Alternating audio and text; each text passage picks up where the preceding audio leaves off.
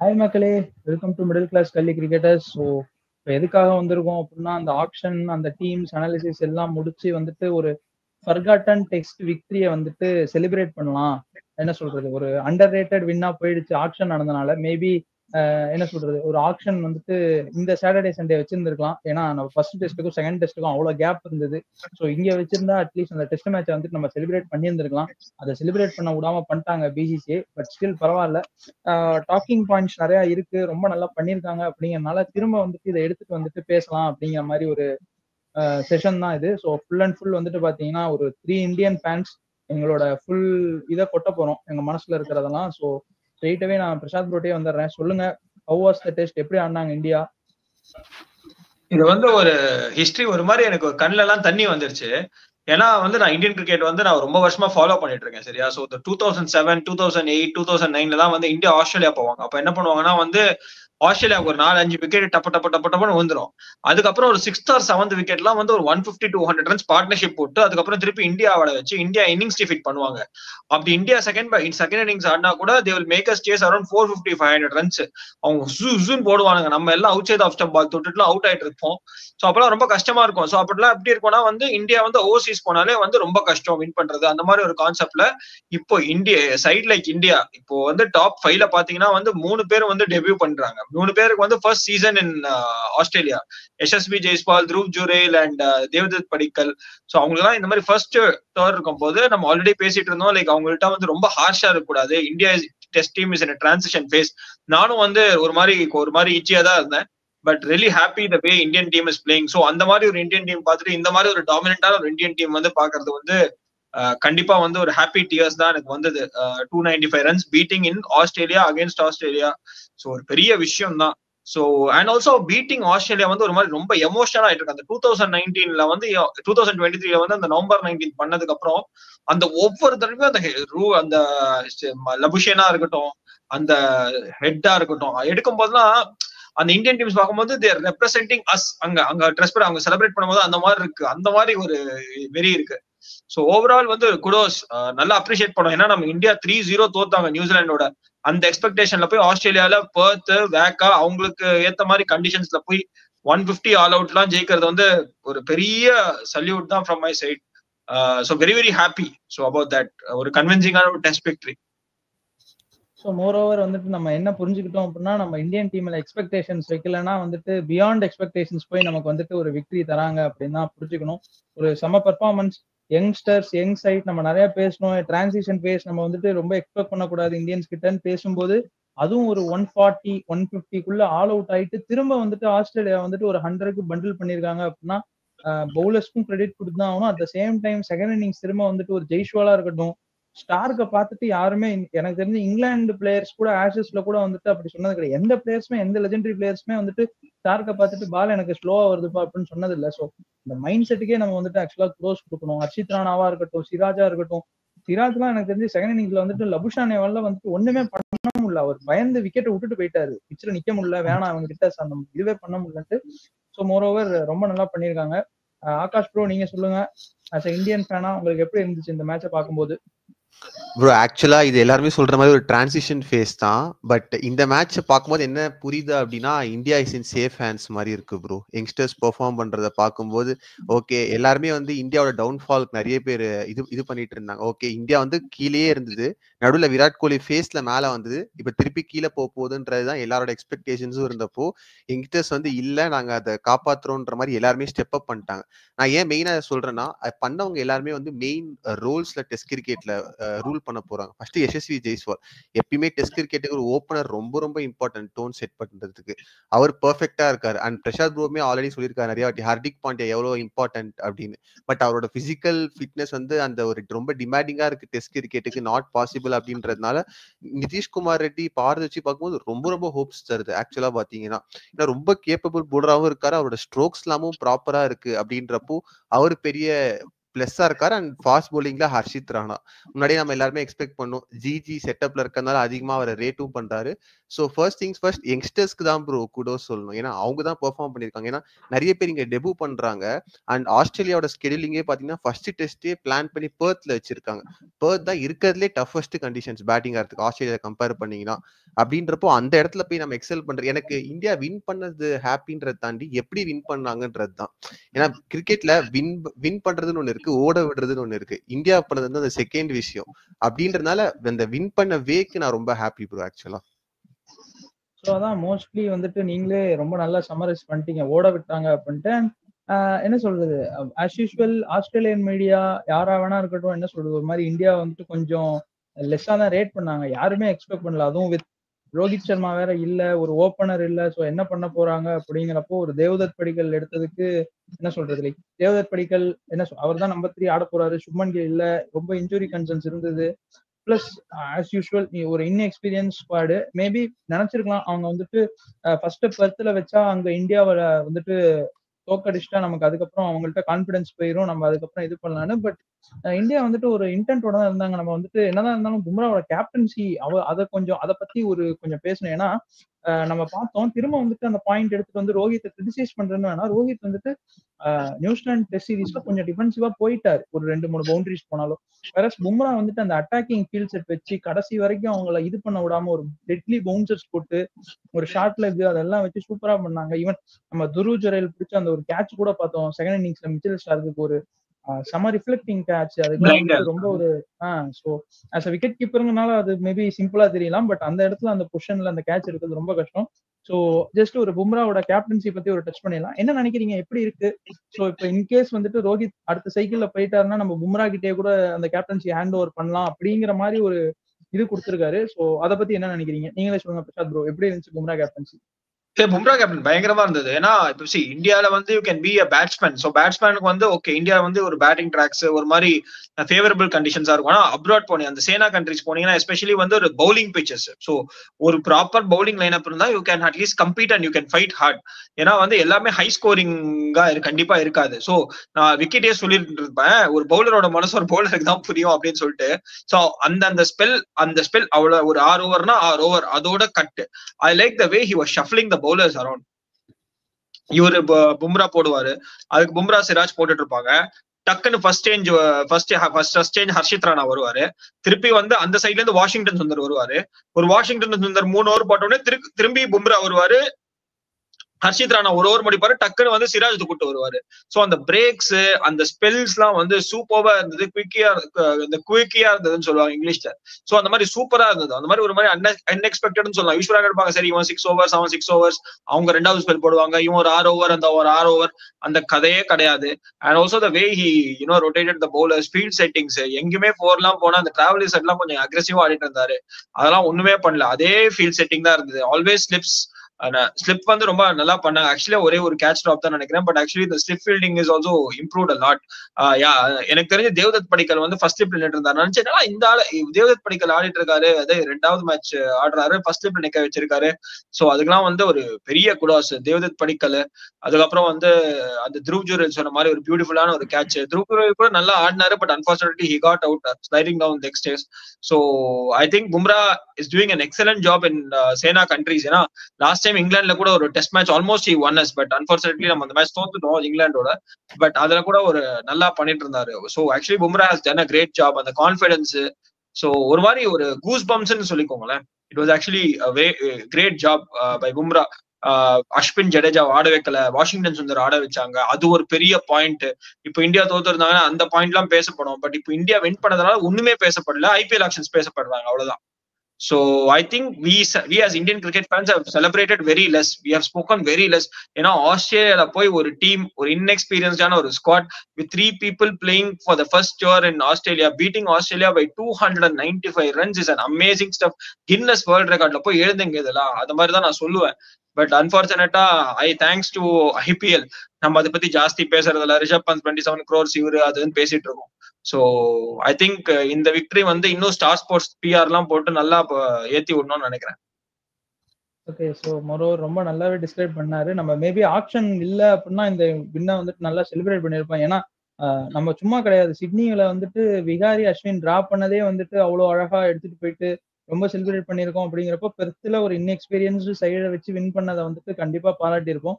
Action குறுக்க வந்தனால வந்துட்டு என்ன சொல்றது, பெரிய இதுக்கான செலிப்ரேஷன்ஸ் எதுவும் இல்லாம போயிடுச்சு. மோரோவர் அவங்களே தான் ஆக்ஷன் வைக்கிறாங்கிறனால, ஸ்டார் ஸ்போர்ட்ஸ் தான் டெலிகாஸ்ட் பண்றாங்கறனால பெருசா அந்த பிஆர் ஒர்க்கும் நீங்க சொன்ன மாதிரி பண்ண முடியல. So moving on to Akash, என்ன நினைக்கிறீங்க பும்ரா கேப்டன்சி ஒத்துப்பீங்களா? ரோஹித்துக்கு அப்புறம் பேண்டன் வந்துட்டு கரெக்டா பாஸ் ஆகும் பும்ரா கிட்டன்னு? இல்ல நான் அது ஆக்சுவலா லாஸ்ட் டைம் அந்த இங்கிலாந்துல ஒரு ஒன் ஆஃப் டெஸ்ட் ஆடினாங்க. அப்பவே தெரிஞ்சிருச்சு ப்ரோ. பும்ரா தான் கண்டிப்பா நெக்ஸ்ட் டெஸ்ட் கேப்டன் அப்படின்னு. கண்டிப்பாவே நம்ம முன்னாடியே பேசின மாதிரி இவர் ரொம்ப அட்டாக்கிங் கேப்டனா இருக்காரு. நான் பின்னாடி டீப் பாயிண்ட் வைக்கிறேன், டீப் ஃபைன் லெக் வைக்கிறேன், இங்க எனக்கு சிங்கிள்ஸ் நான் போனா போட்டோம், பவுண்டரி சேவ் பண்றேன்னு போலாம ஒரு பவுண்டரி 2 பவுண்டரி போனா போட்டேன், நான் விக்கெட்டுக்கு தான் போறேன் அப்படின்ற ஒரு விஷயம் பண்றது ரொம்ப நல்லா இருக்கு. ஸ்பெல்ஸ் எல்லாம் எக்ஸாக்டா தராரு. நான் நேம் சேக்கு இவங்களுக்கு தர மாட்டேன். இந்த ஸ்பேஸ்ல இவங்க போடணுமா, இந்த பேட்டருக்கு அகைன்ஸ்டா இந்த போலிங் ஸ்டைல் வீக்கா, அப்போ நான் தரேன் அப்படின்னு இருக்காரு. அண்ட் அவருமே ரொம்ப ஹம்பிளா இருக்காரு. ஆக்சுவலா இது வந்து கரெக்டா எத்தனை பேர் ஒத்துப்பாங்கன்னு தெரியல. அவர் வந்து விராட் கோலி கிட்ட இன்புட்ஸ் வாங்குறாரு. அது ரொம்ப வெல்கமிங் மூவ். ஏன்னா விராட் வந்து இந்தியாவோட one of the best test captain. என்ன கேட்டா தி பெஸ்ட் டெஸ்ட்ல மட்டும் ரெட் பால்ல சொல்லணும் அப்படின்னா இப்போ ரோஹித் சர்மா மாதிரி ஒரு பிளேயர் கேப்டனா இருக்கும்போது அவர்கிட்ட விராட் கோலியோட இன்புட்ஸ் அவ்வளவு போகுமான்னு தெரியாது. ஏன்னா ரோஹித் சர்மா தான் அவருமே ஒரு சீனியர் கேப்டன்ன்றதுனால அவர் தான் அங்க டிசிஷன்ஸ் நிறைய எடுப்பாரு. பட் பும்ரா வந்து இப்போ ஒரு ஃப்ரெஷ் கேப்டன் அப்படின்றதுனால விராட் கோலியோட இன்புட்ஸ் வந்து சொல்றதுக்கான ஸ்பேஸ் அவர் தராரு. பும்ரா ஏதாவது ஃபேஸ்ல ஒரு 10 ஓவர்ஸ் விக்கெட்டே விழலன்னா விராட் கோலி வராரு, கைட் பண்றாரு, இங்க ஃபீல்டிங்க இவங்களை வச்சு போடு அப்படின்னு. ஸோ அந்த இன்புட்ஸ் அவர் வெல்கம் பண்றதுமே வந்து ஒரு கேப்டனோட ரொம்ப ரொம்ப மெயின் நல்ல குவாலிட்டியா நான் பாக்குறேன். ஏன்னா எப்பவுமே நமக்கு தான் எல்லாமே தெரியும்னு இல்ல, நம்மளோட சீனியர்ஸ் இருக்கும்போது அவங்க இன்புட்ஸ் வாங்கணும்ன்றப்போ பும்ரா வந்து ரொம்ப ஹம்பிளா அதையுமே பண்றாரு.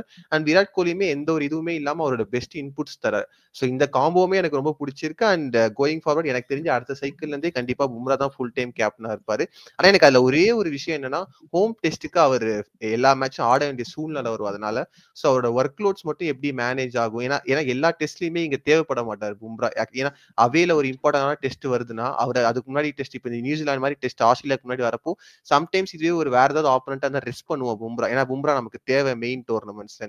ஸோ அவர் ஃபுல் டைம் டெஸ்ட் கேப்டன் ஆக்கிட்டா ஹோம் டெஸ்ட்ல மட்டும் அவர் எப்படி ஒர்க் லோட் மேனேஜ் பண்ண போறாங்கன்றதா எனக்கு ஒரே ஒரு டவுட் ப்ரோ.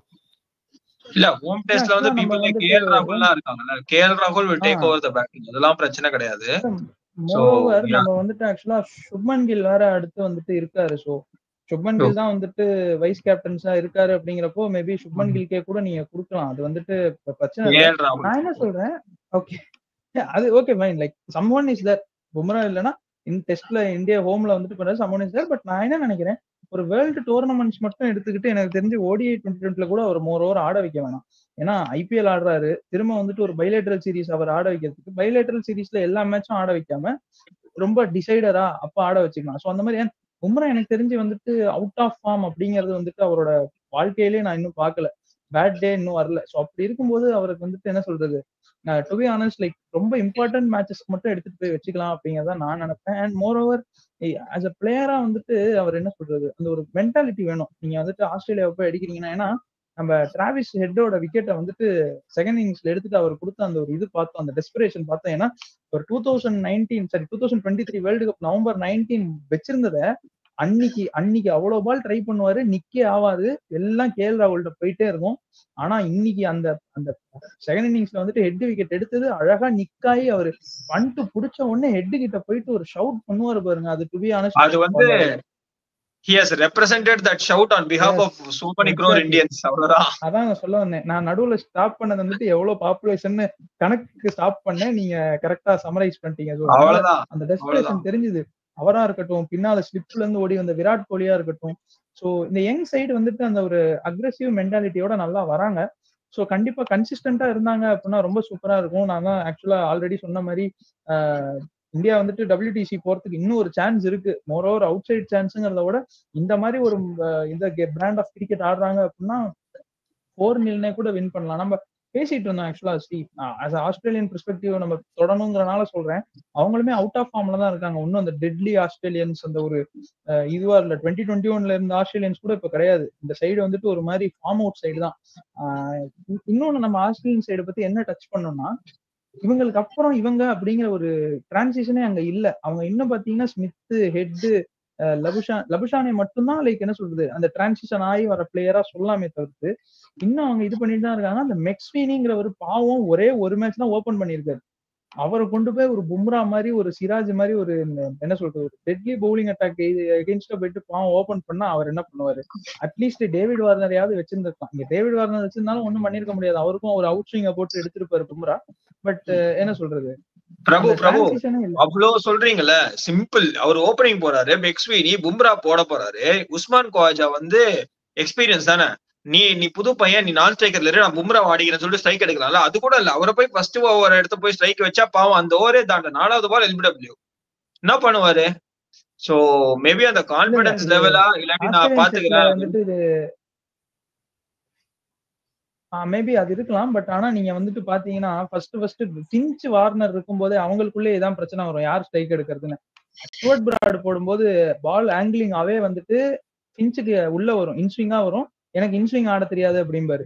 வார்னருக்கு எனக்கு பால் கோயிங் அவுட், எனக்கு அவுட் ஸ்விங், உனக்கு இன்ஸ்விங்னா எனக்கு அவுட் ஸ்விங், எனக்கு அவுட் ஸ்விங் ஆட தெரியாதும்பாரு. அது காலகாலமா ஆஸ்திரேலியன் செட்டப்ல இருந்துட்டு இருக்கிற ஒரு விஷயம். ஸோ அதனால நம்ம அதை வந்துட்டு உஸ்மான் கவாஜா பாவம் என்ன நினைச்சாரு, பும்ராவை போய் நான் பேஸ் பண்ணுமான்னு கூட நினைச்சிருக்கலாம்.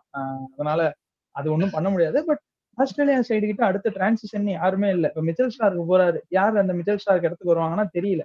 சோ அப்படி இருக்கும்போது நம்ம தான் கொஞ்சம் மேபி ஆஸ்திரேலியன்ஸ் அப்படின்ட்டு கொஞ்சம் ஒரு ஸ்டெப் மேல ஓவர். போய் பார்த்துட்டோம்னு நினைக்கிறேன். ஓவர் ஹைப், இல்ல, ஓவர் but ரேட்டட் but எல்லாம் but I'm பண்றோம்னு I'm நினைக்கிறேன். throwing a question here. Are we overrating Australian side because of their past history? Overrate பண்றோமா? ரொம்ப டெஃபினெட்லி ரொம்ப டெஃபினெட்லி ரொம்ப ரொம்ப நான் தான் நானுமே நிறைய அதை வாட்டி ஒத்துக்கிறேன். ஆக்சுவலா சொல்லியிருக்கேன். அவங்க பிஜிடி டிராஃபில கை வச்சே 10 வருஷம் ஆச்சு. எதுக்கு அவங்கள ஹைப் பண்றீங்க? இதே வேற இப்ப இந்தியா ஒரு பேச்சுக்கு இதே மாதிரி ஆஸ்திரேலியா கூட ஒரு 10 வருஷமா தோத்துக்கிட்டே இருந்தா இந்தியாவை எப்படிலாம் பேசியிருப்பாங்க. ஆனா ஆஸ்திரேலியா 10 வருஷமா தோத்துட்டு தோக்காதப்பே தான் இருக்கு. பேசினாங்க. ஆஹ் 2021ல தோக்காதப்பே வந்துட்டு ஆஸ்திரேலியன் சைட வந்துட்டு ரொம்ப இதுவா பேசினாங்க. ஆஸ்திரேலியன்ஸ் ஆர் என்ன சொல்றது, சூப்பரா. அப்ப வந்துட்டு ஆக்சுவலா அப்பதான் அந்த ஸ்மித் அண்ட் வார்னர் திரும்பி வந்த டைம். அவங்க ஃபர்ஸ்ட் ஸ்மித் வார்னர் இல்லாம ஒரு வாட்டி ஜெயிப்பாங்க இந்தியா. நீங்க ஸ்மித் அண்ட் வார்னர் இல்லாதனால ஜெயிச்சீங்க அப்படின்னாங்க. அடுத்த சீரீஸ்ல வந்துட்டு இந்தியா சி டீமை வச்சு, பி டீம் கூட இல்ல, சி டீமை வச்சு வந்துட்டு அவங்க ஃபோர்ட்ரஸ்ங்கிற கேபா வந்துட்டு பிரீச் பண்ணிட்டு வந்தாங்க. அதுக்கப்புறம் தான் ஆக்சுவலா கேபா பிரீச்சுக்கு அப்புறம் தான் எனக்கு தெரிஞ்சு இதே ஒரு செக்மெண்டா பேசுவோம். இந்தியா ஆஸ்திரேலியாவை எப்படி வந்துட்டு அப்ரோச் பண்ணாங்க டவுன் தி இயர்ஸ்னு, லைக் லாஸ்ட் ஒரு 10 இயர்ஸ்ல. எனக்கு தெரிஞ்சு ஒரு கேபாவே பிரீச் பண்ணதுக்கு அப்புறம் நம்ம ஏன் வந்துட்டு ஒரு ஆஸ்திரேலியன்ஸ் அப்படின்னு நம்ம பேசணும்? லைக் ஏன் வந்துட்டு நம்ம ஒரு கிரிக்கெட்டிங் ஆங்கிள் வந்துட்டு இந்தியா சைடு, இந்தியா பெர்ஸ்பெக்டிவ்ல இருக்கக்கூடாது? ஏன்னா உங்களால வந்துட்டு இந்தியால ஒண்ணுமே பண்ண முடியல. ஆஸ்திரேலியா வந்துட்டு இன்னும் இந்தியால வந்துட்டு சீரியஸே ஜெயிக்கலன்னு நினைக்கிறேன், நாட் ராங். ஒரு லாஸ்ட் ஒரு பாஸ்ட் ஒரு 20-30 இயர்ஸ். அப்படி இருக்கும்போது ஏன் நம்ம வந்துட்டு இனிமே மத்த கண்ட்ரீஸ்லாம் இந்தியன்ஸ் அப்படின்னு பார்க்கணும்? ஐ மீன் இந்தியன்ஸ்னு பார்க்கலாம்ல. ஒரு ஆஸ்திரேலியன்ஸ் நம்ம பூதாகரப்படுத்துற அளவுக்கு இனிமே இந்தியன்ஸ் பார்க்கலாம். நீங்க என்ன நினைக்கிறீங்க? லைக் ஆஸ்திரேலியன்ஸோட ஒரு ஸ்டேஜ்ல ஒரு பீரியட் முடியுது, இன்னொரு ஒரு இந்தியன்ஸ் வந்துட்டு வராங்க. சோ அப்படி இருக்கும்போது அதை எப்படி பார்க்கலாம்னு நினைக்கிறீங்க? 2 பேருமே ஆன்சர் பண்ணுங்க. இல்ல ஆக்சுவலா ஆக்சுவலா பாத்தீங்கன்னா சொல்லுங்க, நீங்க ஆகாஷ், சொல்லுங்க. நீங்க சொல்லுங்க ஆகாஷ், பரவாயில்ல. இல்ல ஆக்சுவலா என்னன்னா இது பல வருஷமா நடக்கிற ஒரு விஷயம் தான் ப்ரோ. இப்போ இந்த ஒரு டோர்னமெண்ட்டுக்கு முன்னாடி பாயிண்டிங் ஒரு ஸ்டேட்மெண்ட் விட்டுருந்தாரு. விராட் கோலி 5 வருஷமா 2 செஞ்சுரி தான் அடிச்சிருக்காரு அப்படின்னு.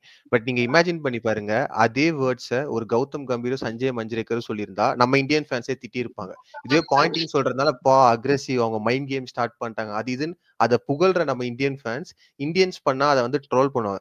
எப்பயுமே நம்ம நம்ம நம்ம ஒரு ஃபேன்ஸுக்கு என்னன்னா ஆஸ்திரேலியன்ஸ் எது பண்ணாலும் கரெக்ட், ஆஸ்திரேலியன்ஸ் எது பண்ணாலும் அது வந்து ஒரு அட்டாக்கிங் மைண்ட் செட், அது ஒரு மைண்ட் கேம். ஆஸ்திரேலியன்ஸ் கேம் ஆட வந்தாலே அவங்க அவங்க அவங்க ஜெயிக்க போறாங்க. அவங்க கிட்ட இருக்கிற கான்பிடன்ஸ பாருங்க, அதை பாருங்க, இதை பாருங்க. பேட் கமின்ஸ் கிட்ட கேட்டிருந்தாங்க எந்த இந்தியன் பிளேயர் வரும், நோ ஒன் அப்படின்னு இருப்பாரு. அதே விராட் கோலி சொல்லி அது அரகன்ஸ், விராட் கோலிக்கு எவ்வளவு திமிரு பாத்தியா அப்படின்னு பேசி இருப்பாங்க. சோ இந்த ஒரு பெர்ஸ்பெக்டிவ் எப்பவுமே இருக்கு. அவங்க வந்துட்டு அக்ரெசிவ் மைண்ட் செட் அதெல்லாம் விடுங்க. இப்ப வந்துட்டு அவர் பேட் கமின்ஸ் சொல்றாரு, நான் 1.5 lakhs 1.10 lakh பீப்புள வந்துட்டு சைலன்ஸ் பண்றதோட என்ன சாட்டிஸ்ஃபைங்கா இருக்க போகுது? இன்கேஸ் அந்த வேர்ல்டு கப் தோத்துருந்தா பேட் கமின்ஸ் எல்லாம் பேக்லாஷ் பண்ணிருப்பாங்களா? பட் பரவாயில்ல, ஒரு ஃபாரின் சாயில் ஆடுற போது ஒரு அக்ரெசிவா வந்திருக்காரு அப்படின்னு தானே பேசியிருப்பாங்க. இன்கேஸ் இந்தியா அந்த வேர்ல்டு கப் வின் பண்ணியிருந்தாலும். ஏன் அந்த பிரிஸ்கிரிப்ஷன் மாற மாட்டேங்குது? அண்ட் அதே நான் கேட்கறேன், இப்ப நீங்க கரெக்டா சொன்னீங்க, பாண்டிங் வந்துட்டு கோலி வந்துட்டு 5 வருஷத்துல 2 செஞ்சுரி தான் அடிச்சிருக்காங்க. ஏன் அதே மாதிரி ஒரு இந்தியன் எக்ஸ்பர்ட்ஸ்னால ஸ்மித்தை பத்தி பேச முடியல? ஸ்மித் என்ன பண்ணிட்டாரு? ஸ்மித் லாஸ்ட் டவுன் த 5 இயர்ஸ்ல என்ன பண்ணாரு? ஸ்மித் தானே வந்துட்டு அவங்க ஃபேப் ஃபைன்னு பேசுறாங்க. அவங்களோட என்ன சொல்றது, இல்ல ரொம்ப ஆக்சுவலா நான் ஈஸி ஆன்சர் சொல்லிடுறேன் ப்ரோ. இப்போ ஸ்மித்தை பத்தி நம்ம எக்ஸ்பர்ட்ஸ் பேசினாங்கன்னா என்ன தெரியுமா சொல்லுவாங்க? ஃபர்ஸ்ட் நம்ம டீமை பாருங்க, இப்பதான் ஹோம்ல தோத்துருக்காங்க அப்படின்னு முடிச்சிருவாங்க. ஏன்னா நமக்கு என்னன்னா நம்ம மத்தவங்களை குறை சொன்னா திருப்பி அவங்க கொண்டு வந்து இல்ல நம்ம ஃபேன்ஸோட ரிப்ளைஸ் இப்படிதான் இருக்குன்னு சொல்ல ஃபர்ஸ்ட் நம்மள பாருங்க. ஏன்னா ஆக்சுவலா பாத்தீங்கன்னா 10 இயர்ஸா பிஜிடி ஜெயிக்கல ஆஸ்திரேலியா. ஒரு சீரீஸ்குள்ள போகும்போது ஆஸ்திரேலியா இந்த வாட்டியா ஜெயிச்சிருக்கடா அப்படின்னு தான் இருக்கும். பட் அகைன் ஆஸ்திரேலியாக்கு தான் ஹைப், இந்தியா என்னமோ இது வரைக்கும் ஜெயிக்காத மாதிரியும் ஆஸ்திரேலியா தான் ஜெயிச்சுக்கிட்டே இருக்கிற மாதிரியும் அந்த ஒரு பெர்ஸ்பெக்டிவ் மாறவே மாறாது. ஓடிஐ வேர்ல்ட் கப் ஃபைனல்ஸ்ல ஜெயிச்சதுனால இந்தியா ஆஸ்திரேலியா தான் சுப்பீரியர் அப்படின்னு கிடையாது. இது டோட்டல் ஃபார்மட்டே வேற. இந்த பார்டர் கவாஸ்கர்ல ஆஸ்திரேலியா விக்டரினா என்னன்னே பார்க்காம இருக்காங்க 10 வருஷமா. பட் அது அது எல்லாமே எனக்கு தெரிஞ்சு ஒரு ஃபேன் வார்ல தான் ப்ரோ ஸ்டார்ட் ஆகுது. இங்க பிளேஸ்க்குள்ள ஒரு ஃபேன் இருக்கு. நீங்க அடிக்கடி சொல்லுவீங்க ஸ்மித் ஃபேன் மேக்ஸ்வெல் திட்ட மாட்டாங்க, மேக்ஸ்வெல் ஃபேன் ஸ்மித்தை திட்ட மாட்டான். அதே தான் இங்க இங்க பிளேஸோட ஃபேன்ஸ்குள்ளே ஒரு விஷயம் இருக்கிறதுனால அது சம்டைம்ஸ் என்ன ஆகுதுன்னா இந்தியான்னு வரும்போது கூட அவங்க இது பண்ண மாட்டேங்கிறாங்க. ஆஸ்திரேலியாவை ஒரு வகையா சுப்பீரியராகவே பாக்குறாங்க எல்லா விஷயத்திலயும். இந்தியா பால் டேம்பரிங் பண்ணியிருந்தாங்கன்னா இங்க நடந்திருக்க போறதே வேற. இங்க இங்க ரியாக்ஷன்ஸே வேற மாதிரி நடந்திருக்கும். ஆனா ஆஸ்திரேலியா அண்ட் பால் டேம்பரிங் அது பண்ணியும் ஆஸ்திரேலியா ஆக்சுவலா சுப்பீரியரா பாக்குறாங்க. கரெக்ட். அது ஹைண்ட்சைட்ல ஏன் பார்க்கவே மாட்டேங்கிறாங்கன்னு தெரியல. ஒரு டீம் வந்துட்டு ஸ்லிப்ல ஒருத்தர் கேட்ச் பிடிக்கிறாரு, அதை வந்துட்டு டிராப் பண்ணி எடுக்கிறாருன்னு ஊருக்கே தெரியுது. பட் அந்த அம்பையர் வந்துட்டு அந்த ஸ்லிப் ஃபீல்டர் கிட்ட பாண்டிங் கிட்ட கேட்டு அவுட்டான்னு கேட்டு அவுட் கொடுப்பாரு.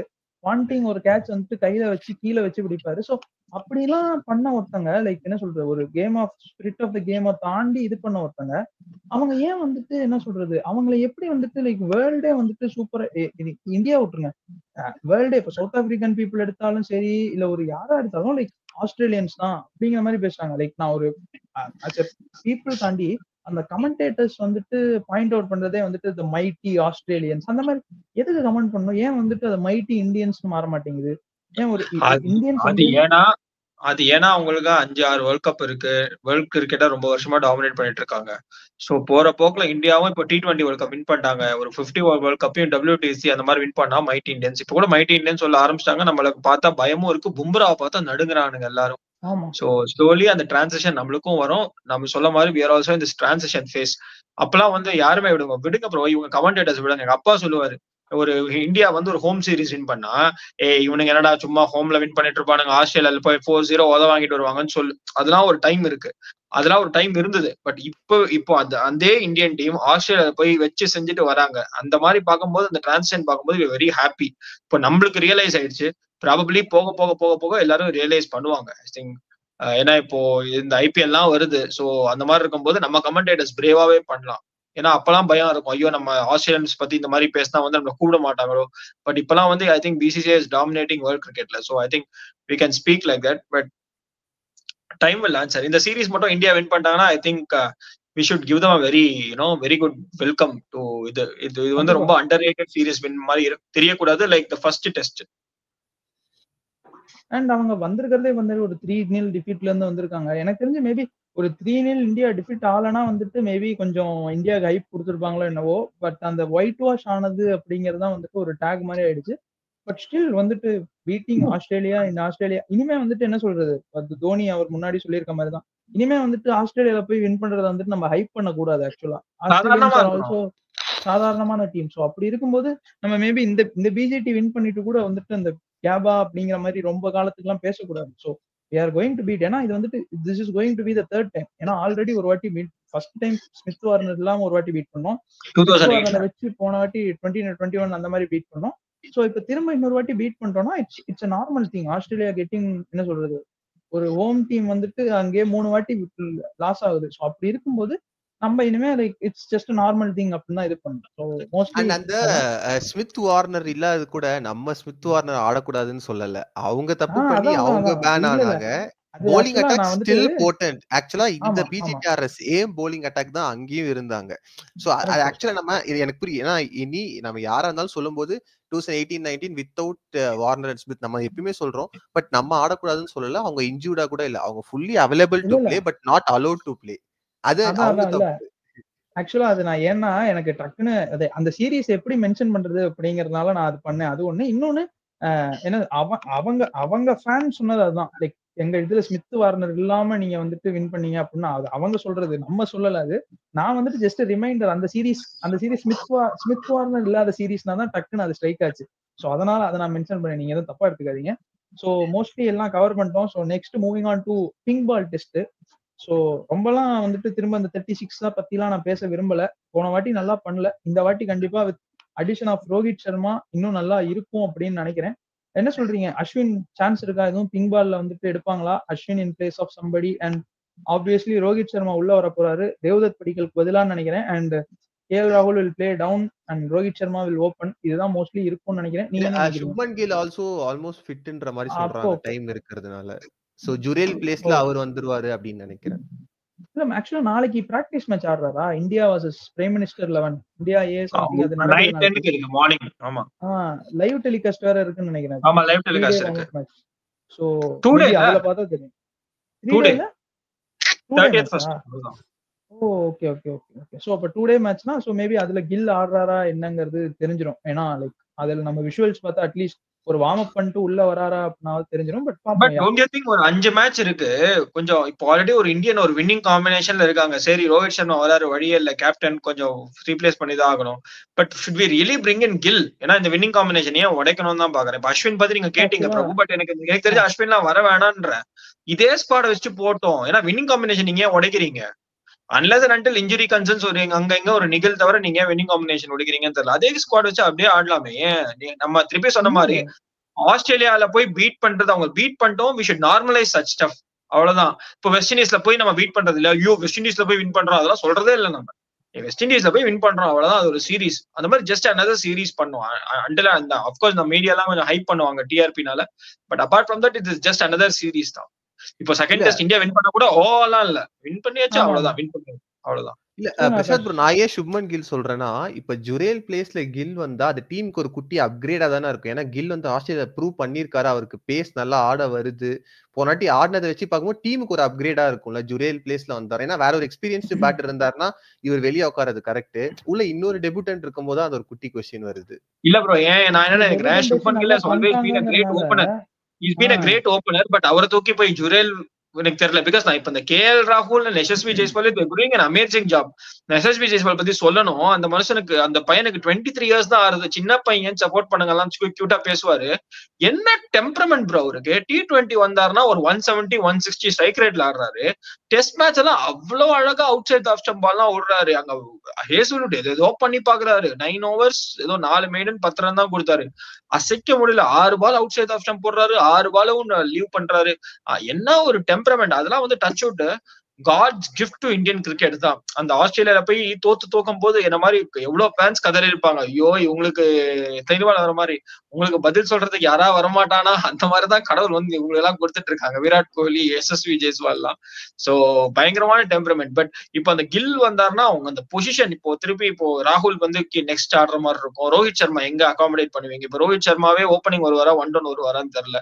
சோ அந்த மாதிரி ரோஹித் வந்தா ஓப்பனிங் தான் வருவாரு. தேவ்தத் பிளேஸ்ல Rohit will play at the top. Dhruv ஜுரேலுக்கு பதிலா கில் வந்துருவாரு. கில் வந்துட்டு நம்பர் 3 ஆடுவாரு. திரும்ப கேஎல் ராகுல் ஆஸ்தான நம்பர் 6க்கு போயிடுவாரு. அத பாத்தீங்க. அதுதான் அதனாலதான் நான் வந்து இல்லனா மேபி கேஎல்ஏ அட் 3ல கண்டினியூ பண்ணிட்டு இப்ப கில் அட் 6ல ஆனாலும் அவர் வர நேரத்துல மேபி எய்தர் ஸ்பின் வருவாங்க. ஸ்பின் ஓரளவுக்கு டீசென்ட்டா ஆடுவார். இல்ல 80th ஓவர் நியூ பால் வந்தாரு அவர் ஆடுவார்ல. எனக்கு தெரிஞ்சு கில் இருந்தாருன்னா நம்பர் 3 தான் ஆடுவாரு. கில் எல்லாம் நம்பர் 6 எல்லாம் அப்படிலாம் அவ்வளவு கம்பீரமா அவ்வளவு எக்ஸ்பெரிமென்ட் பண்ண மாட்டாரு. காம்பினேஷன் 11 தான். See, Gill is a great player. I respect him. எனக்கு ரொம்ப பிடிக்கும். இன்ஃபேக்ட் சின்ன அனெக்டோட் 2018ல வந்து இந்தியா கேகேஆர் வர்சஸ் சிஎஸ்கே வந்து சென்னையில் நடக்கும்னு நினைக்கிறேன். அப்ப வந்து நம்ம சாம் பில்லிங்ஸ் வந்து டமால் டிமில் அடிச்சு வின் பண்ணி கொடுப்பாரு ஒரு கேம். அப்ப சுப்மன் கில் வந்து பவுண்டரி ரோட்ல போயிட்டு இருப்பாரு. நான் கில் கில் கில் கத்துவேன். அவர் அப்படியே ஹாய் அப்படின்னு சொல்லுவாரு. அவர் சொல்லுவாரு இந்த கிரௌட்ல என்ன யாரா தெரிஞ்சிருக்கு 2018ல. சோ அந்த மாதிரி இருந்த பிளேயர். பட் இப்போ வந்து அந்த லெவல்ல இவர் அப்கிரேட் இருக்காருன்னா ரொம்ப சந்தோஷமா இருக்கு எனக்கு. இதே ஆகாஷி Gill is a great player. எனக்கு ரொம்ப பிடிக்கும். But I want him to open the innings. பட் இப்போ looking at the way Indian openers are playing எனக்கு தெரியல. that's a good headache for the think tank. இல்ல மோரோவர் ஹெட்டேக்கா இருக்க கூடாதுன்னு தான் நம்புறேன். நான் வந்துட்டு இன்கேஸ் நீங்க கில் கொண்டு வரீங்க அப்படின்னா கில்ல நம்பர் 3 ஆடிடுங்க. ஆகாஷ் ப்ரோ சொல்ற மாதிரி நம்பர் 6 எல்லாம் ஆட வச்சிடாதீங்க பாவம். சோ இன்கேஸ் உங்களுக்கு கில் வேணும்னா நம்பர் 3ல இருக்குங்க கேஎல் ராகுல டிமோட் பண்ணிருங்க. அதுல ஒன்றும் பிரச்சனையே இல்லை. பட் அப்படி இல்லைன்னா ரோஹித் ஓபன் பண்ணணும். கேஎல் ராகுல் நம்பர் 3ல ஆட்டேன்னா கேஎல் ராகுல் வந்துட்டு அவர் நீங்க ஜெய்ஸ்வால் சொன்னீங்க. ஜெய்ஸ்வால் கண்டிப்பா ஹேட்ஸ் ஆஃப். ஃபர்ஸ்ட் இன்னிங்ஸ்ல பண்ண மிஸ்டேக்கை ரெக்டிஃபை பண்ணிட்டு வந்துட்டு செகண்ட் இன்னிங்ஸ்ல வந்துட்டு ஒரு ஃபர்ஸ்ட் கிளாஸ் இன்னிங் ஆட்டாரு. பட் கேஎல் ராகுலுக்குமே வந்துட்டு ஒரு கிரெடிட் கொடுத்துதான் ஆகணும். ஏன்னா மனுஷன் ஃபர்ஸ்ட் இன்னிங்ஸ்ல வந்துட்டு ஒரு 27 நாட் அவுட். என்னை பொறுத்த வரைக்கும் 27 நாட் அவுட். அது வழக்கம் போல ஆஸ்திரேலியா என்ன பண்ணணுமோ அதை பண்ணி அவுட் கொடுத்துட்டாங்க. ஸோ அதனால 27 நாட் அவுட் தான் ஃபர்ஸ்ட் இன்னிங்ஸ்ல. செகண்ட் இன்னிங்ஸ்லயும் வந்துட்டு ரொம்ப சூப்பரா ஆனாரு. அவர் வந்துட்டு ஜெய்ஸ்வால் கூட சொல்லியிருந்தாரு, நான் வந்துட்டு ரொம்ப ஒரு மாதிரி அக்ரெசிவா ஆட ஆரம்பிச்சிட்டேன். நான் என்ன கொஞ்சம் டெம்பரை வந்துட்டு கண்ட்ரோல் பண்ணது காரணமே கேஎல் ராகுல் தான் அப்படின்னாரு. அதுக்கு கேஎல் ராகுலுமே வந்துட்டு நான் ஃபர்ஸ்ட் ஆடும்போது எனக்கு முரளி விஜய் அதை பண்ணாரு. ஸோ அதனால நான் வந்துட்டு as a சீனியர் பிளேயரா நான் ஜெய்ஸ்வாலுக்கு பண்ணேன் அப்படின்னாரு. ஜெய்ஸ்வாலுக்கும் ஒரு பெரிய தேங்க்ஸ். ஏன்னா நாங்க வந்துட்டு ரொம்ப பேசிட்டு இருந்தோம். ஜஸ்ட் கேஎல் ராகுல மேல இறக்குங்க, அது அவரோட டவுனே இல்ல, அவர் என்ன பினிஷரா அப்படிங்கிற மாதிரி பேசிட்டு இருந்தோம். ஸோ ஃபைனலி அவர் மேல இறக்குனதுக்கு அவர் ப்ரூவும் பண்ணிட்டாரு. அதுவும் பாக்குறதுக்கு ரொம்ப ஹாப்பியா இருந்தது. அண்ட் மோர் ஓவர் அந்த பேருமே நல்லா இருக்கு எனக்கு தெரிஞ்சு. Maybe it's nothing against Rohit Sharma. ஒரு Rohit Sharma youth and experience நல்லா இருக்கும். ஒரு காம்பினேஷன் இருக்கு பாத்தீங்களா, ஒரு யூத் ஒரு எக்ஸ்பீரியன்ஸ், ஒரு குரு அண்ட் சிஷ்யன் ரெண்டு பேரும் ஆடுற மாதிரி இருக்கு. அவரும் டக்குனு போய் பேசுறாரு, அவரும் ரியாக்ட் பண்றாரு. சோ அது அப்படிதான் இருக்கும். ரோஹித் அவர் ஆடினாலும் அப்படிதான் இருக்கும். ஆனா கொஞ்சம் நம்ம என்ன சொல்றது, அந்த எமோஷன்ஸ் எல்லாம் ஒதுக்கி வச்சுட்டு ரோஹித்துமே வந்துட்டு மேபி அடிலைட்ல வந்துட்டு ஒரு சூப்பரா ஒரு இன்னிங்ஸ் ஆட்டாரு அப்படின்னா நம்ம கேஎல் ராகுல மறந்துடுவோம். ஸோ அதனால ரோஹித்தும் வந்துட்டு அட் தி டாப் நல்லா பண்ணிட்டாருன்னா ரொம்ப சந்தோஷமா இருக்கும். அண்ட் மோர் ஓவர் நானுமே வந்துட்டு அக்ரி பண்ணிக்கிறேன். லைக் வின்னிங் காம்பினேஷன்ல கைய வைக்க வேணாம்னு நான் அடிலைடு சொன்னது. பிங்க் பால் ஆஷ்னா கொஞ்சம் திருப்புவாரு அப்படிங்கிறனால தான். பட் வாஷிங்டன் சுந்தரே அந்த வேலையை பண்றாரு அப்படிங்கிறப்போ ஆஷன் நான் வந்துட்டு இன்னொரு 10 வீடியோ சேர்த்து போட்டோம் அவரோட யூடியூப்ல, பாக்குறதுக்கும் நல்லா இருக்கும் பீடாவோட. அதனால ஏதாவது பினிஷிங் டாக் சொல்றீங்களா? அட்லைட்ல ஏதாவது மெசேஜ் ஃபார் இந்தியன் டீம் 2 பேரும் சொல்லிருங்க. இல்ல ஆக்சுவலா நான் சுப்மன் கில் பாயிண்ட் என்ன சொன்னா, என்னோட 11 டோட்டலா வேற. எனக்கு தெரிஞ்சு நீங்க அக்ரி பண்ணிக்க மாட்டீங்கன்னு நினைக்கிறேன். நான் ராகுல் ஜெய்ஸ்வால் கண்டிப்பா அப்படியே தான் ஓபன் பண்ணுவேன். நான் அதை சேஞ்சே பண்ண மாட்டேன். சுப்மன் கில்ல 3ல ஆட வைப்பேன். ரோஹித் சர்மா டெஸ்ட் கிரிக்கெட் ஸ்டார்டிங்ல வரும்போது அவர் 5-6ல தான் ஆடினாரு. அவரை இந்த சீரீஸ் நாங்க ஏன்னா ஒரு பெர்த்ல போயிட்டு நம்ம ஒரு மேட்ச் ஜெயிச்சிருக்கோம். நீங்க அதை மாத்துறது வந்து ஒரு யங்ஸ்டரை மாத்தினா பரவாயில்ல. கேஎல் வந்து 3 ஃபார்மேட்ஸ்லயுமே செஞ்சுரி அடிச்ச ஒரு பிளேயர். ஸோ நீங்க அவர் அவ்வளவு சீக்கிரம் மாறது அவருக்கு அன்ஃபேர். அப்படின்றப்போ நான் ஓப்பனிங் காம்பினேஷனை மாத்தவே மாட்டேன் ப்ரோ. நல்லா போற ஒரு விஷயத்த மாத்தவே மாட்டேன். நீங்க கேப்டன் ஃபிட்னா டீமுக்குள்ள வரலாம். பட் காம்பினேஷன் வந்து கேப்டன் டீமோட நல்லதுக்கு தான் யோசிப்பாரு. அப்படின்றப்போ நீங்க கீழே இறக்குறதுல வந்து எனக்கு தெரிஞ்சு எந்த வகையான லாஜிக்கல் ரீசனும் இல்ல. சோ நான் இந்த ஓப்பனிங் பேர் அப்படியே போகணும் அப்படின்னு நினைப்போம் ப்ரோ. நான் இப்பவும் சொல்றேன், Rohit Sharma as a player அப்படின்னா கம்பீர் இந்த முடிவை கண்டிப்பா எடுத்திருப்பாரு. But Rohit Sharma is not a player, is a captain of Indian cricket team. So அதனால அந்த அளவுக்கு நான் ஏன் சொல்றேன்னா, எத்தனை வருஷம் கழிச்சுன்னு தெரியல, ஜடேஜா அண்ட் அஸ்வின் ஸ்குவாட்ல இருந்து ஒருத்தர் கூட பிளேயிங் லெவல்ல இருக்காது. அந்த அளவுக்கு போல்டான டிசிஷன் இந்தியன் டீமால எடுக்க முடியும்னா ரோஹித் சர்மாவை கீழே இறக்கி நல்ல ஃபார்ம்ல இருக்கிற கேஎல் ராகுல் ஓபன் பண்ண வைக்க முடியும் அப்படின்னு நான் நினைக்கிறேன். ஏன்னா ஜடேஜா அண்ட் ஆஷ் நம்ம கனவுல கூட நினைச்சிருக்க மாட்டோம் 2 பேரும் டிராப் ஆவாங்க, வாஷிங்டன் லெவன்ஸ்ல ஆடுவாரு அப்படின்னு. அந்த மாதிரி ஒரு ஹார்சஸ் ஃபார் கோர்சஸ் பண்ணும்போது இதுவுமே ஒரு ஹார்சஸ் ஃபார் கோர்சஸ் கரெக்டான டிசிஷனா இருக்குமோ அப்படின்னு தோணுது. See, even I agree. Okay, number 6 Rohit Sharma வந்து அந்த ஸ்பின் அட்டாக் நேத்தன்ல எல்லாம் டேக் ஆன் பண்ணி டமால்டுமே அடிக்கலாம். பட் அவர் வந்து ஓகேன்னு வாரா, அது வந்து தான் டவுட் எனக்கு. சோ மத்தபடி எனக்கு ஓகே தான். அவர் ஓகேன்னு சொல்லுவாரா, நான் கேப்டன் அந்த மாதிரி. ஏன்னா வந்து நீங்க ஃபைனல் தாட்ஸ் என்னன்னு சொன்னீங்க. But we have to appreciate அந்த கௌதம் கம்பீர், அந்த மாரே மார்க்கல், அபிஷேக் நாயரோட திங்க் டேங்க் வேற மாதிரி பண்ணிருக்காங்க. 3-0 தோத்துட்டு வரோம் Australian first team. Rohit Sharma கிடையாது, முகமது ஷமி கிடையாது, inexperience bowling lineup. Harshit Rana வந்து இவங்க வந்து கேகேஆர் கோட்டான்னு சொல்லி ஓட்டிட்டு இருந்தாங்க. அதுக்கப்புறம் டாப் 3ல வந்து 3 பேர், டாப் 5ல வந்து 3 பேர் புது பிளேயர்ஸ். சோ அந்த மாதிரி ஒரு டீம் வச்சு நாங்க இந்த டீம் தான் எனக்கு வேணும்னு சொல்லி எடுத்துட்டு போய் அங்க போய் ஜெயிக்கிறது வந்து ஒரு பெரிய விஷயம் தான். சோ நம்ம கம்பீர் எவ்வளவுக்கு எவ்வளவு ட்ரோல் பண்றோமோ அந்த மாதிரி வின் பண்ணும்போது we have to appreciate Gambhir, அந்த இந்தியன் திங்க் டேங்க் எல்லாருமே. சோ பாயிண்ட் ஆக்சுவலா மறந்துட்டேன். Thank you for reminding me that. கண்டிப்பா 3-0க்கு வந்துட்டு என்னெல்லாம் பேசணும். பட் ஆனா எதுவுமே சீரீஸ் முடிஞ்சதுக்கு அப்புறம் கம்பீரை பத்தி ஓவரா இது பண்ணுவோம். பட் ஸ்டில் ஒரு மேட்ச் அங்க கொண்டு போய் ஒரு கமாண்டிங்கா வின் பண்ணிருக்காரு அப்படிங்கிறப்போ நம்ம ஃபர்ஸ்ட் மேட்ச் பெங்களூர்ல தோத்தப்போ என்ன ட்ரோல் பண்ணோமோ அதே மாதிரி இப்ப பண்ணுவோம். ஏன்னா அவர் வேண்டியத டீம் எல்லாம் கேட்டாரு, வேண்டிய செட்டப் எல்லாம் கேட்டாரு, அப்படியும் பண்ண முடியலன்னு நம்ம சொல்லியிருந்தோம். ஸோ அந்த வேண்டிய செட்டப் எல்லாம் எடுத்துட்டு போயிட்டு ஓவர்சீஸ்ல ஒரு மேட்ச் வந்துட்டு வின் பண்ணியிருக்காரு. ஸோ அந்த ஃபர்ஸ்ட் மேட்ச் வின் பண்ணதுக்கான கிரெடிட்ஸ் அவர் கண்டிப்பா உண்டு. மார்னே மார்க்கலா இருக்கட்டும், அபிஷேக் நாயரா இருக்கட்டும். ஸோ கண்டிப்பா அதுக்கான ஒரு கிரெடிட் உண்டு. அண்ட் நீங்க வந்துட்டு ஃபர்ஸ்டே சொல்லியிருந்தீங்க ஃபீல்டிங் ஸ்லிப் கேட்ச் நல்லா இருக்குன்னு. ஸோ அதுக்கும் ரேன் டென் கோஷஸ் கேட்டுக்கும் வந்துட்டு ஒரு தேங்க்ஸை போட்டுருவோம். ஏன்னா அவர் தான் வந்துட்டு fielding coach. So moreover slip கேட்ச்ல எப்பவுமே இந்தியா நல்லா பண்ணுவாங்க. பட் இப்போ எக்ஸ்ட்ராடினரியா இருக்கு அப்படிங்கறனால அதுக்கான ஒரு அப்ரிசியேஷன் கொடுத்துருவோம். And moreover that Gautam Gambhir இன்னொரு 4 மேட்ச் எப்படியாவது, இன்னொரு 3 மேட்ச் எப்படியாவது வின் பண்ணிட்டீங்கன்னா WTC போயிருவோம். நான் வேற சேனல்ல சொல்லியிருந்தேன் WTC ஃபைனல்ஸ் போனா இந்தியா தான் கன்ஃபார்ம் வின்னர் இந்த வாட்டி அப்படின்ட்டு. ஸோ மோர் ஓவர் அதுவும் நடந்தா வந்துட்டு கொஞ்சம் ஹாப்பியா இருக்கும். ஆகாஷ் ப்ரோ உங்க ஃபினிஷிங் கார்டு சொல்லிருங்க. நம்ம வீடியோ முடிச்சலாம், ரொம்ப பெருசா போயிடுச்சு. ஆக்சுவலா தான் ப்ரோ செகண்ட் டெஸ்ட்டுக்கு ரொம்ப எக்ஸைட்டா இருக்கு. பிங்க் பால்ல பும்ராவோட ஸ்விங் பாக்குறதுக்கு மெயினா வெயிட்டிங். ஏன்னா நார்மலா விட இதுல இன்னும் மூவ்மெண்ட் பயங்கரமா இருக்கும். ஸோ அதுக்காக waiting. And pink ball last டைமே பார்த்தோம் விராட் கோலி எவ்வளவு சூப்பர்வா ஸ்டார்ட் பண்ணாரு ஃபர்ஸ்ட் இன்னிங்ஸ் அப்படின்னு. ஸோ விராட் கோலி அண்ட் ஜஸ்பிரீத் பும்ரா அந்த 2 பேரோட பெர்ஃபார்மன்சஸ் பார்க்க தான் வெயிட்டிங். அண்ட் அந்த யங் கன்ஸ் ஆஸ்திரேலியன்ஸ்க்கு திருப்பி கொடுக்கறத பார்க்கவே சூப்பரா இருக்கு. அது ஒரு மாதிரி உங்களுக்கு பார்க்கவே நல்லா இருக்கு. ஹர்ஷித் ராணாவை நீ சொல்றியா, நான் பேட்டிங்ல வந்து உன்னை திருப்பி சொல்றேன் அப்படின்றதெல்லாம் வந்து அவங்களோட மெடிசன் அவங்களுக்கே கொடுக்குற மாதிரி இருக்கு. ஸோ அதே மென்டாலிட்டியோட செகண்ட் டெஸ்ட் நீங்க பார்த்து சிரிச்சு பேசுறது அதெல்லாம் எனக்கு வேணாம். இப்படியே சண்டை போடுங்க, ஸ்லெட்ச் பண்ணுங்க, இப்படியே அவங்க மைண்டுக்குள்ள போய் அவங்க எப்படி மைண்ட் கேம் ஆடி ஜெயிப்பாங்களோ அதே மாதிரி நீங்களும் வின் பண்ணுங்க அப்படின்றது தான் நான் ஒரு விஷயம் ரொம்ப எக்ஸைட்டிங்கா வெயிட் பண்றேன் ப்ரோ பார்க்க. ஸோ மோரோவர் அதுதான்.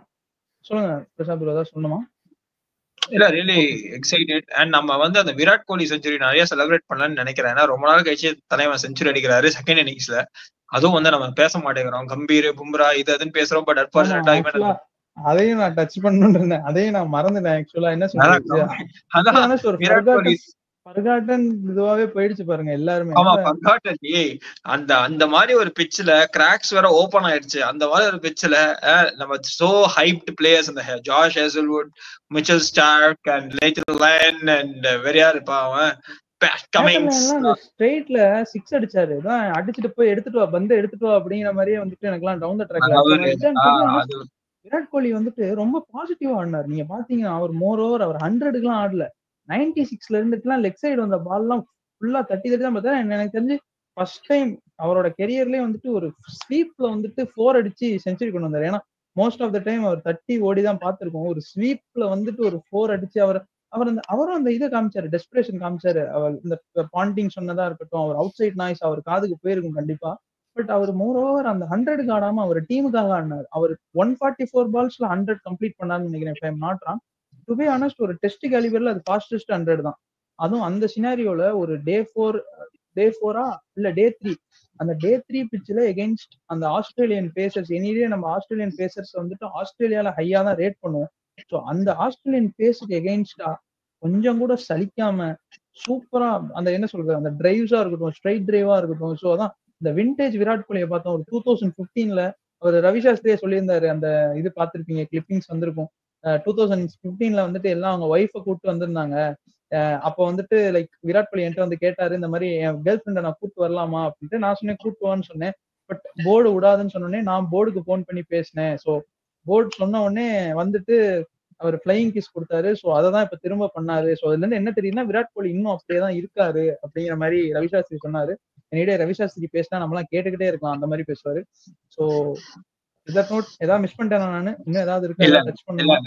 இல்ல, என்ன ஆடியன்ஸ்க்கு சொல்ல வரேன்னா, ஐபிஎல் நீங்க எவ்வளவு செலிப்ரேட் பண்றீங்களோ அதே மாதிரி India border Gavaskar trophy and Indian cricket team, ODI team, test team, T20 டீமும் செலிப்ரேட் பண்ணுங்க. செலிப்ரேட் பண்ணா ரொம்ப நல்லா இருக்கும். ஏன்னா அதுதான் வந்து நம்மளுக்கு ஒரு அடையாளம்னு சொல்லலாம். So based on that only people respect us and IPL அதெல்லாம். So yeah, start respecting or start celebrating our Indian cricket team. They are an asset to us. ஏன்னா as a 90s kid நான் வந்து நிறைய downfalls பார்த்திருக்கேன். இப்போ an Indian cricket team is at its peak. So I think we should celebrate the Indian team more. So keep on celebrating guys. எப்படி வந்துட்டு IPL வீடியோஸ்க்கு 1K 2K videos views போகுதோ அந்த மாதிரி இதுக்கும் உங்களோட இதை கொடுங்க. உங்க கமெண்ட்ஸை சொல்லுங்க. நாங்க ஏதாவது மிஸ் பண்ணியிருந்தோம்னா, இல்ல நாங்க ஏதாவது பாயிண்ட் டச் பண்ணலனா அப்படின்னு சொல்லுங்க. மோரோவர் ஒரு 5 நாள் 6 நாள் கழிச்சு வந்து பேசுறதுனால நிறைய விஷயங்கள் ஃபர்காட்டனா போயிடுச்சு. ஸோ ஹோப்ஃபுல்லி எதுவும் மிஸ் பண்ணலன்னு நினைக்கிறேன். வித் தட் நோட் நாங்க முடிச்சுக்கிறோம். கண்டிப்பா அடிலைட் டெஸ்ட் ஆரம்பிக்கிறதுக்கு முன்னாடி மேபி பிளேயிங் 11 விட்டா பிளேயிங் 11 ப்ரிவியூ, இல்லைன்னா வந்துட்டு என்ன சொல்றது, எந்த காம்பினேஷன்ல போனா இந்தியா இன்னும் பெட்டரா பண்ணுவாங்கிறதோட இது பண்ணி முடிச்சுக்கிறோம். With that note me, Prabhu, Akash and Prasad, Indian fans signing off from you. Have a good day guys.